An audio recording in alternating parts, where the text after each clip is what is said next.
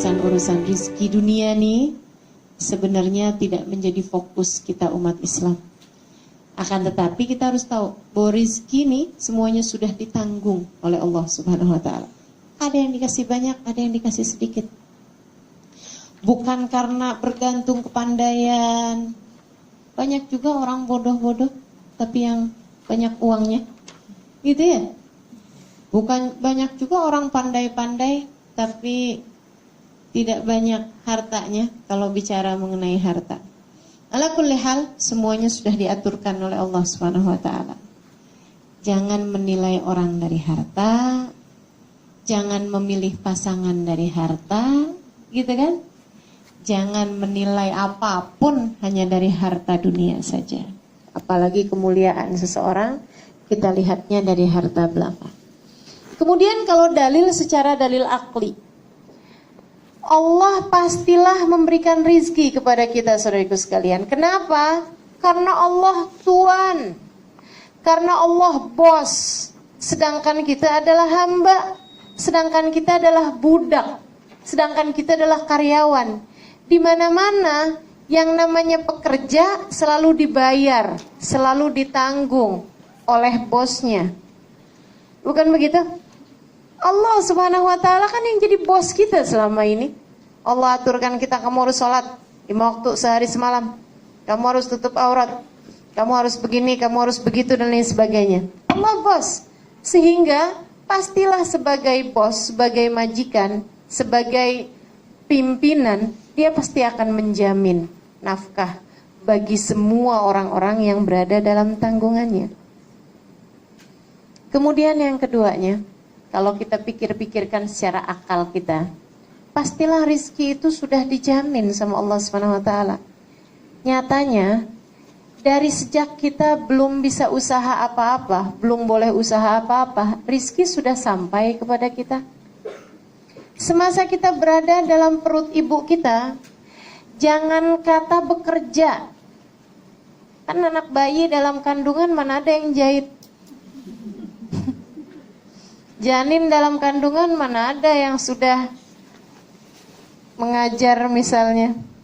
Semuanya masih bahkan makan pun tak boleh. Tapi apakah kemudian dia kelaparan di dalam kandungan situ? Tak ada. Allah sampaikan rizkinya bahkan dengan cara yang luar biasa.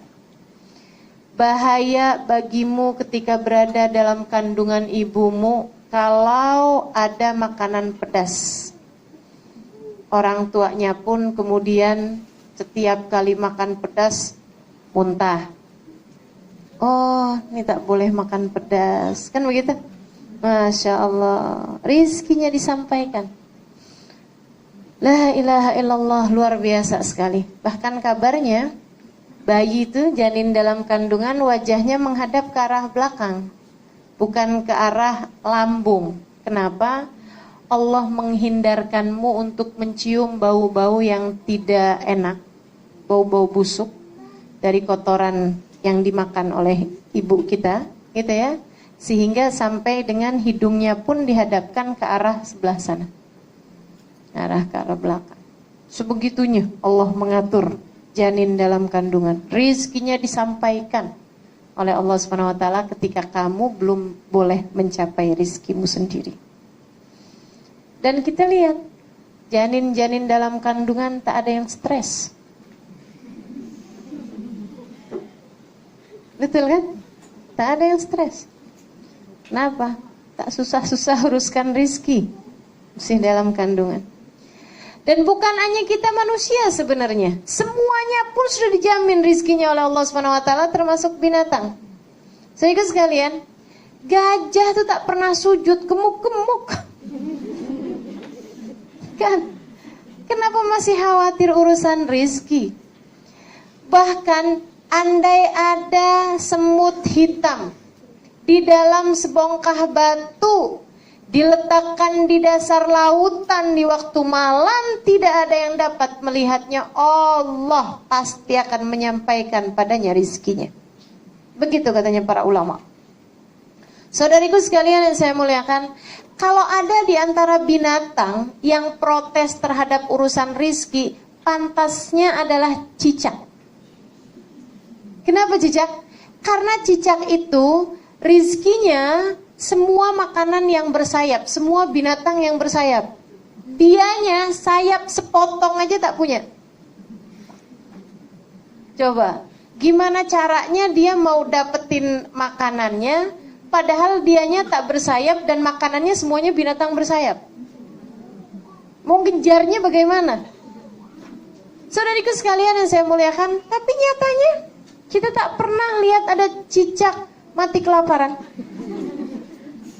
Subhanallah, ada nyamuk hingga cicak mendekat dari kejauhan. Diam dulu sebelum kemudian mengeluarkan lidahnya. Hap. Kan begitu? Subhanallah. Cicak aja dikasih rizki sama Allah Subhanahu wa taala. Masa kita manusia tidak? Gitu. Jadi kalau kemudian ada orang yang kalau kita tidak ini, kita tidak akan bisa makan, kita tidak akan bisa hidup, tidak akan bisa. Itu omongan orang dari mana itu? Dari yang tidak mengenal Allah Subhanahu wa taala. Kita hamba-hamba Allah Subhanahu wa taala tidak pernah ragu-ragu urusan rizki. Saudara sekalian, tahu apa yang akan kita makan esok hari? Kita tidak tahu. Siapa yang tahu? Allah Subhanahu wa taala. Dan kalau kita pikir-pikir, antara kita datang kepada rizki dengan rizki datang kepada kita jauh lebih panjang masanya rizki datang kepada kita. Saya setiap pagi minum kopi. Saya kalau mau buat kopi hanya perlu pergi ke dapur, jerang air, didihkan air panas, kemudian tuang kopi, tuang gula, kemudian tuang air panas, kemudian tak sampai 5 menit saya pun sudah menikmati segelas kopi hangat di meja makan. Bukan begitu? Tak sampai 5 menit, saudariku sekalian yang saya muliakan. Tapi sekarang coba bayangkan berapa lama kopi tersebut sampai kepada saya. Sebelum di rumah saya, kopinya berapa lama di kedai. Ini baru bicara kopi, belum bicara gula. Gitu ya, baru bicara kopi nih. Sebelum di kedai itu, berapa lama dianya ada di pabrik. Sebelum di pabrik tuh, berapa lama dianya ada di ladang. Subhanallah, siapa yang kemudian menjadikannya tumbuh di atas muka bumi? Kemudian diambil berapa lama, berapa tangan yang diperlukan, berapa masa, berapa proses yang didatangkan sampai kemudian terhidang di meja makan saya. Saudariku sekalian yang saya muliakan, saya hanya perlu 5 menit kepada rizki tersebut. Akan tapi rizki itu sampai kepada saya memerlukan waktu bahkan bertahun-tahun lamanya. Maka sebenarnya bukan kita datang kepada rizki, tapi rizki yang datang kepada kita. Begitu masalahnya. Hanya keraguan-raguan di hati kita yang terus-terusan kita pelihara. Karenanya teman-teman saya sekalian, jangan ragu-ragu.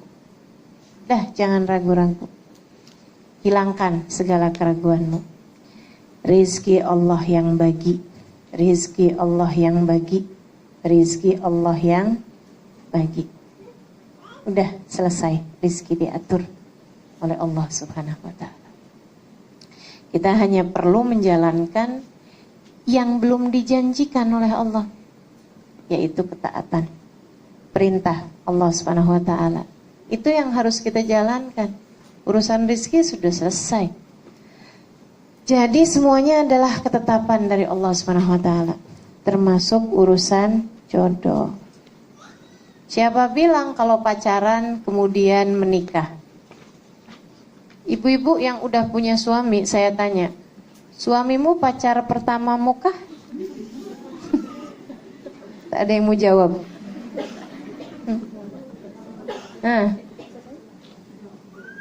Suamimu pacar pertamamu kah? Bukan. Bukan ya?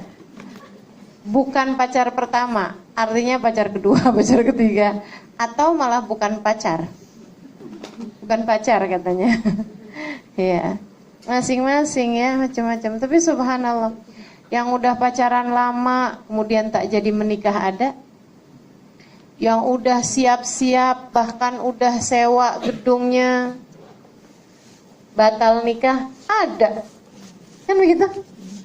Semuanya adalah ketetapan Allah Subhanahu wa taala semuanya. Yang diperlukan terus bagaimana kalau sudah semuanya ketetapan dari Allah, kita diam aja gitu? Oh, bukan. Bukan berarti kita diam. Silahkan berikhtiar. Apa ikhtiarnya? Urusan mana dulu nih? Kita mau bahas. Urusan rizki. Apa ikhtiarnya untuk mendapatkan rizki itu? Untuk mendapatkan rizki bukan asal rizki. Karena semua yang datang pada kita itu, pada manusia, itu namanya rizki. Tapi itu dibagi, ada rizkon halalan, ada rizkon haraman. Ada rizki yang halal, ada rizki yang haram. Yang diperintahkan oleh Allah Subhanahu wa taala adalah menjemput rizki yang halal dengan cara yang halal. Jadi rizkinya dah diatur. Hanya saja kamu diperintahkan oleh Allah Subhanahu wa taala untuk menjemputnya dengan cara yang halal. Bagaimana cara yang halal? Bekerja dengan cara yang halal. Kan begitu? Kemudian lagi tidak ada hati yang tersakiti. Caranya bekerjanya juga pekerjaan-pekerjaan yang halal. Enggak usah khawatir saudariku sekalian. Sekali lagi rizkinya sudah diatur sama Allah. Jadi dalam bekerjanya tuh jangan khawatir. Saya punya kawan, dia penjahit. Biasa menjahitkan baju-baju orang-orang pesta-pesta gitu, yang tidak jelas mana yang ditutup, mana yang dibuka. Saya kadang-kadang heran, Ustazah, orang tuh minta jahitin sama saya baju setali. Satu tali aja. Habis satu tali itu belakangnya pun juga bolong juga gitu. Jadi ini saya nggak jelas nih yang ditutup yang mana ini. Baju ini nutup bagian yang mana gitu. Dia kemudian tanya sama saya, bagaimana menurut Ustazah? Saya bilang, kamu harus kuat hati. Menjahitlah, tapi khusus busana muslimah. Saya ikut dosa ya Ustazah kalau saya bikinin baju yang terbuka? Iya, saya bilang. Iya, tentu saja. Walaupun kamu hanya sekedar menjahitkan, tapi tiap kali dia pakai, tiap kali dia dosa. Astagfirullah, banyaknya dosa saya nih Ustazah. Saya bilang iya, makanya mulai sekarang udah tetepin aja. Baik Ustazah. Tapi nanti pelanggan saya Ustazah semuanya baju yang seperti itu. Hanya sedikit aja pelanggan yang menjahitkan baju muslimah. Saya bilang itu dia. Allah tuh udah atur semua rizki. Allah udah jaminkan semua rizki. Bismillah, dia bilang. Kalau gitu modelnya bismillah. Dia pun memutuskan untuk tidak menerima jahitan kecuali yang muslimah. Orang-orang pada marah sama dia, pelanggan-pelanggannya. Sampai dengan yang, udah oke, saya tambahkan ongkosnya, upahnya, jahitnya. Berapa kali lipat yang kamu mau, sampai begitu. Dan dia tetap tolak. Tak mau, saya tak mau banyak dosa. Kata Ustazah, nanti tiap kali dipakai saya ikut dosa juga. Saya tak mau lagi. Subhanallah, dalam beberapa waktu memang agak berkurang pendapatannya, tapi sesudah itu, subhanallah, semakin banyak, semakin banyak, semakin banyak. Ya Allah Ustazah, emang betul ya Ustazah, semuanya memang sudah ditetapkan Allah SWT. Kita hanya perlu untuk menjemputnya dengan cara yang halal, dengan cara yang baik, dengan cara yang takwa. Jangan takut karena kita melakukan kebaikan kepada orang lain, rizki kita berkurang. Saudaraku sekalian, karena pengatur rizki satu, namanya Allah. Ada dua orang punya kedai perhiasan di sebuah pasar. Satu hari ada orang beli di kedai dia nih, orang soleh ini ya. Dia udah pilih-pilih, kemudian dia bilang, si yang punya kedai dia bilang, Pak, Bapak boleh pilih dulu mana perhiasan yang Bapak mau beli. Habis itu kemudian dia udah pilih-pilih, ada satu dia bilang, terus yang ini nih saya mau beli, saya mau bagi hadiah istri saya. Dia bilang kemudian sama Bapak itu, Pak, perhiasan yang sama seperti ini sebelah jual juga. Jadi bapak jangan beli sama saya, beli aja sama sebelah. Dia bilang, kenapa? Saya mau belinya di sini kok. Pak, beli di sana aja. Memangnya kenapa? Dia bilang, karena saya sama dia buka kedai ini dari tadi pagi. Saya sudah ada beberapa orang yang beli di kedai saya, sementara di kedai dia belum ada yang beli. Jadi silahkan bapak beli di kedai sana. Masya Allah. Itu yang seperti itu menurutmu, apakah kiranya akan berkurang rizkinya? Oh, tidak akan. Justru akan bertambah. Hati yang penuh cinta. Baik yang membeli maupun yang menjual dalam Islam, seharusnya semuanya membeli dan menjual dengan cinta. Membeli dengan cinta macam mana? Saudariku sekalian yang saya muliakan, menjual dengan cinta tadi saya sudah ceritakan. Membeli dengan cinta macam mana? Ini kelakuan orang Jakarta, kalau nawar ikan, turun, ya Allah, luar biasa sekali. Berapa Pak jual ikannya Pak? Misalnya gitu ya, 10 ringgit. Ya ampun Pak, ikannya udah jelek juga, 3 ringgit ya Pak ya? Dari 10 ke 3 ringgit. Masya Allah. Sehingga sekalian saya muliakan, itu namanya membeli tanpa cinta. Belilah dengan cinta. Kalau kita beli apalagi kepada sesama orang Islam yang bagus-bagus. Kalau perlu malahan, wah Pak ikannya bagus nih Pak nih, saya tambahin deh, gitu. Bapak tadi bilang berapa 10 ya, saya bayar 20 ringgit ya Pak, ikannya bagus. Gitu. Ya Allah, itu namanya membeli menjual dengan cinta. Saudariku sekalian yang saya muliakan, rizki itu seperti itu tuh keadaannya tuh. Tidak bisa membahagiakan seseorang juga gitu, dan tidak membuat nilai seseorang bertambah atau turun dengan rizki. Yang kita perlukan adalah menjemput rizki tersebut dengan cara-cara yang halal. Allah ketika menceritakan para ahlinya, para kekasih-kekasihnya, Allah menceritakan dengan ucapan rijalun la tulhihim tijaratun wala bai'un an dzikrillah. Rijal, kata Allah, hamba-hambaku, laki-laki, orang-orang, la tulhihim tijaratun, perdagangan, wala bai'un ataupun transaksi jual beli tidak membuat mereka terlalaikan dari Allah. Jadi silahkan bekerja, silahkan jemput dengan cara yang halal, tapi jangan sampai tersibukkan dengan hal tersebut. Kalau kita bekerjanya dengan cara yang halal, apalagi kemudian bermuamalahnya dengan cinta seperti yang tadi saya sampaikan, bertakwa dalam usaha kita itu, maka usaha kita tuh bernilai ibadah di mata Allah. Yang sampai-sampai, saudara sekalian, katanya Nabi Muhammad alaihissalam, ayu memri'in bata kalan min syughlih bata maghfurun lah.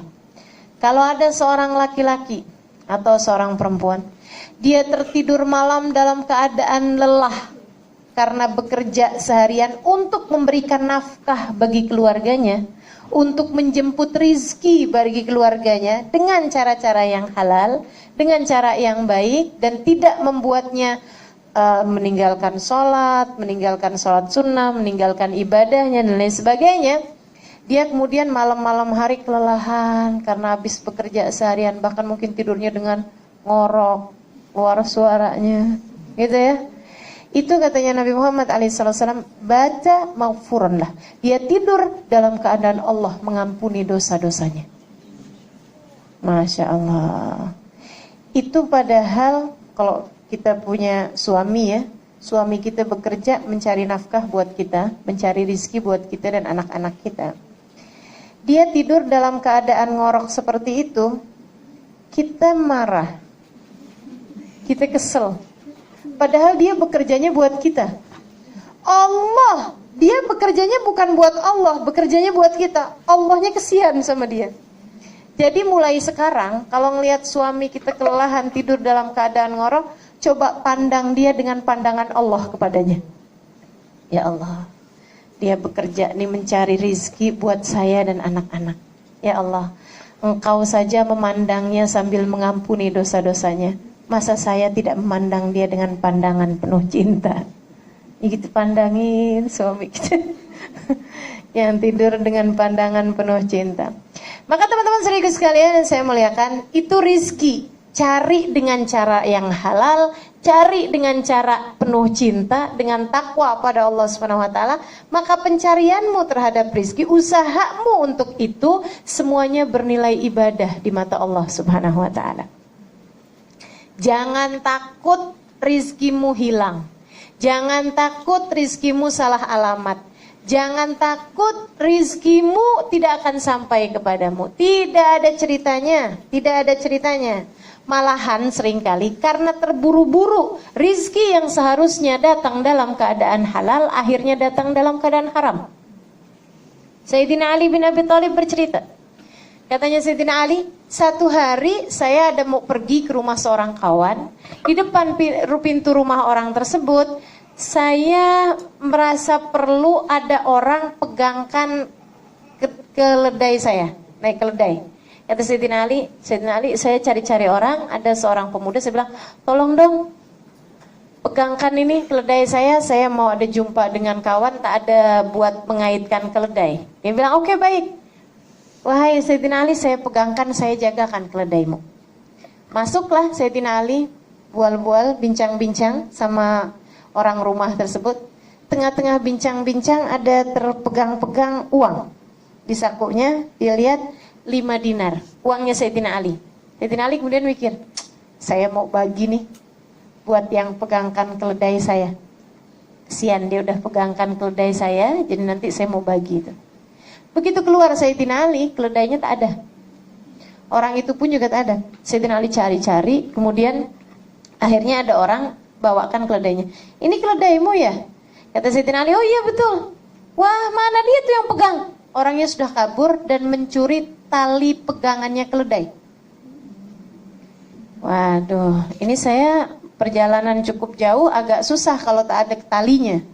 Boleh tak Pak, belikan saya tali keledai? Nih saya ada uang 5 dinar, belikan saya talinya. Pergilah orang tersebut ke pasar, kemudian pulang. Dia bilang, nih berapa harganya? 5 dinar. Oke, baik. Diambil sama Sayyidina Ali, talinya keledai tersebut. Begitu dibuka, ya ini dia tali keledai saya yang hilang. Kata Sayyidina Ali, orangnya macam mana nih yang jual tali keledai? Orangnya begini, ada ininya, ada jambangnya. Oh itu dia yang pegangkan tali keledai saya. Tadi itu, dia yang curi tali keledai saya. Kata Sayyidina Ali, subhanallah, memang uang 5 dinar tuh, memang harus jadi rezeki dia. Andai saja dia mau menunggunya, bersabar menunggunya beberapa menit, akan datang uang tersebut dalam keadaan halal. Akan tetapi karena dia tak sabar menunggu, dia pun kemudian mencuri tali keledai, menjual barang yang bukan milik dia. Akhirnya kemudian datanglah 5 dinar yang memang menjadi ketetapan Allah akan menjadi rizkinya dalam keadaan haram. Maka jangan tergesa-gesa urusan rizki. Jangan tergesa-gesa. Biasa-biasa aja. Semuanya udah ditetapkan Allah Subhanahu wa ta'ala. Tak usah benci si fulan, si faltan. Hanya karena, wah gara-gara dia nih, rizki saya jadi susah. Saya buka kedai, dia buka juga sebelah. Semua langganan saya diambil sama dia. Rizki saya dicurinya. Tak ada rizki dicuri, tak ada. Tak ada rizki dicuri. Uang dicuri ya. Ya. Dompet hilang dicuri ya, rizki dicuri tak ada. Dia yang mengambil jatah rizkinya dia sendiri dengan dalam keadaan haram. Akan tetapi tak ada rizki dicuri. Yang harus jadi milik kita, yang akan jadi rizki kita pasti akan sampai kepada kita. Syi'na am abaina, mau atau tidak mau, pasti kita tidak akan mati teman-teman, kecuali setelah semua jatah rizki kita sampai kepada kita. Kecuali setelah semua jatah makanan kita habis termakan oleh kita. Tidak akan mati kita sebelum itu. Maka percayalah, urusan rizki sudah ada jaminannya. Kita hanya perlu mencarinya dalam keadaan halal. Dengan cara yang penuh takwa kepada Allah Subhanahu wa ta'ala.